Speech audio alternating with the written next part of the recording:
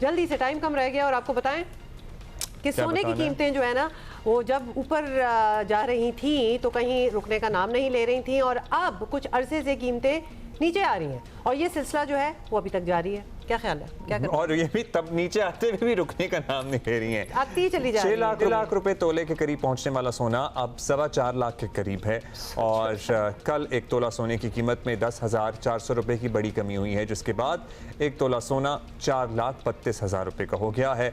आलमी मार्केट में क्या होगा जिन्होंने लेके रख लिया, किसी ने किया होगा ये थिंकिंग कि you know it's gonna go, पता नहीं, इस दौरान ये तो रेट ऑलरेडी बहुत बढ़ गया था। आलमी मार्केट में सोने की कीमतों में कमी का रुझान मकामी सराफा बाजारों पर भी असरअंदाज हो रहा है। वैसे सोने की कीमत कम होगी तो खरीदारी बढ़ेगी नहीं लोगों की, क्योंकि बहुत ही अनअफोर्डेबल रेट तक पहुंच गया था ना। ये तो बड़ा अच्छा मौका है, मतलब जिनके घरों में शादियां वगैरह हो रही हैं, this is the time to buy your break. अच्छा, एट द सेम टाइम खरीदना और बेचना जो है ना वो सिलसिला कम हो जाता है, क्योंकि पता नहीं बेच नहीं रहे होते हैं, कहते हैं जी शॉर्टेज है, मिल नहीं रहा। और बेचने वालों में ना वो कंफ्यूजन डली रहती है, लोग जानना चाहते हैं कि सोने की कीमतें जो हैं वो इसी तरह नीचे आती जाएंगी या आने वाले दिनों में कुछ स्टेबिलिटी भी आएगी। सो लेट्स फाइंड आउट, जाएंगी या नीचे आएंगी। रियाज आंडी हमारे साथ हैं। सो रियाज, सोने की फी तोला कीमत 5.5 पौने 6 लाख रुपए तक पहुंच गई और अब चंद ही हफ्तों में ये 4.25 लाख तक आ गई है। क्या वजूहात आप समझा सकेंगे हमें इसकी? मेन वजह अगर एक लफ्ज़ में बता पाऊँ तो वो है अमेरिका का शरह सूद। देखिए लेकिन उससे पहले अपने नाजरीन को मैं पूरी मूव समझाना चाहूँगा कि जनवरी में ये मूव ऑन थी। यस, 5,600 तक गई थी, 5,626 डॉलर फी आउंस तक सोने की कीमत गई थी। हमारे यहाँ भी ये 5 लाख के ऊपर थी। एंड उस वक्त बातें थी कि अमेरिका का जो शरह सूद है वो कम हो सकता है, एंड जब भी शरह सूद कम होता है गोल्ड की कीमत उसमें स्पाइक करती है। लेकिन फिर फरवरी के अंदर हमला हो गया ईरान के ऊपर और मार्च के पूरे महीने के अंदर सोने की कीमत गिरती रही है और वो 4,100 डॉलर तक आई थी। एंड 2 महीने कुछ कंसोलिडेशन के बाद अब वो फिर से गिरना शुरू हुई है और उसने 4,100 की जो सतह है उसको भी तोड़ा है नीचे की तरफ। तो यस, मार्केट ने रिबाउंड किया है, लेकिन ये मूव शुरू हुई थी 3,500 से। तो अगर आप उसकी रिट्रेसमेंट देखते हैं तो तकरीबन ये 61.8% रिट्रेसमेंट है। तो you know it's very balanced right now. इससे आगे अब क्या होगा मार्केट के अंदर, डेफिनेटली आपका ये अगला सवाल होगा। तो यही इस वक्त बातें हो रही है मार्केट के अंदर कि ऑल्दो जंग ख़त्म हो गई है लेकिन अमेरिका का शरह सूद अब बढ़ने जा रहा है। एंड जब भी शरह सूद बढ़ेगा, गिरने पे अगर वो सोने की कीमत को बढ़ाता है तो बढ़ने पर वो सोने की कीमत को इस वक्त गिरा रहा है। एंड इस वक्त तो यही अंदाज़ा है कि दिसंबर तक एक अमेरिका में शरह सूद हो सकता है बढ़ जाए एंड उसकी वजह से सोने की कीमत जो है वो कुछ और मज़ीद कम होती रहे। अच्छा, ओके रियाज, ये बता दें क्योंकि पीपल आर वेटिंग और वो जानना चाहेंगे कि मार्केट क्या कहती है, क्या कमी का ये ट्रेंड जो है ये चलेगा या कीमतें इसी सतह पर रहने का इम्कान भी है?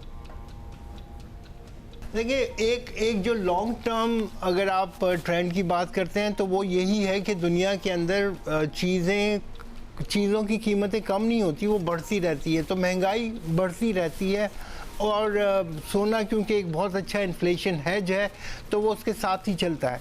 ये ट्रेंड डेफिनेटली कंटिन्यू है, इस वक्त भी आपको नज़र आ रहा है। लेकिन इन अ शॉर्ट रन ऐसा महसूस होता है कि क्योंकि पैसे की वैल्यू को आप बढ़ा देंगे तो उसकी वजह से सोने की जो मार्केट है वो थोड़ी सी डंप रहेगी।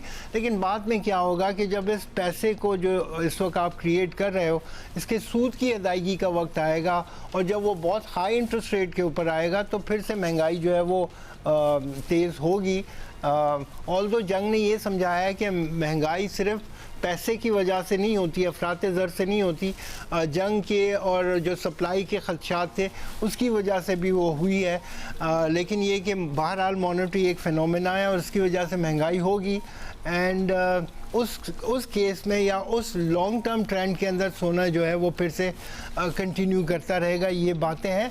आज भी जो एक्सपेक्टेशन है वो $6,000 फ़ी आउंस की मौजूद है। जी अच्छा, अब ये बता दीजिएगा कि सोने की ख़रीदो फ़रोख्त का जो भी सिस्टम है इसमें करोड़ों अरबों रुपए होते हैं और ख़ास तौर पर शादियों की सीज़न आपको पता है, इसके आगे पीछे तो बहुत ख़रीदारी होती है। इसमें उतार चढ़ाव में क्या हुकूमत का कोई अमल दखल होता है, कोई रेगुलेशन है, कोई डॉक्यूमेंटेशन है?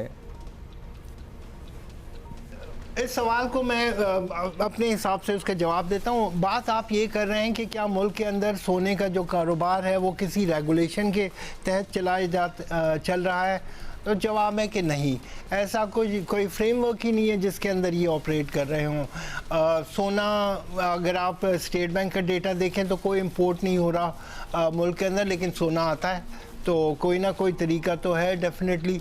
ऑल दो जूलर्स आपको ये कहते हैं कि ये लोकली ही लोगों के पास सोना है, जो लोकली ट्रेड होता है, लेकिन बाहर से आता है जो सोना, यहाँ से एक्सपोर्ट जो होता है उसके एवज़ में सोना आता है, उसकी क्या मोडालिटीज़ है ये नहीं मालूम।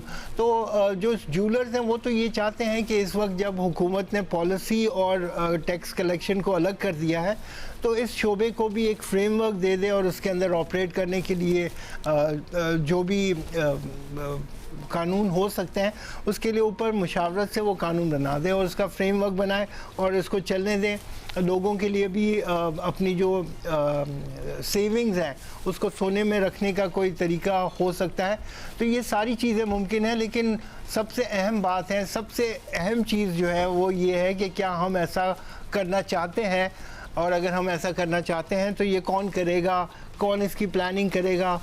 ये सारी बातें मेज़ पे हैं, और जहाँ हम उस कैटेगरी में या उस गली में जब चले जाते हैं तो पता चलता है कि बिल्कुल जो मामलात हैं वो वही पुराने हैं।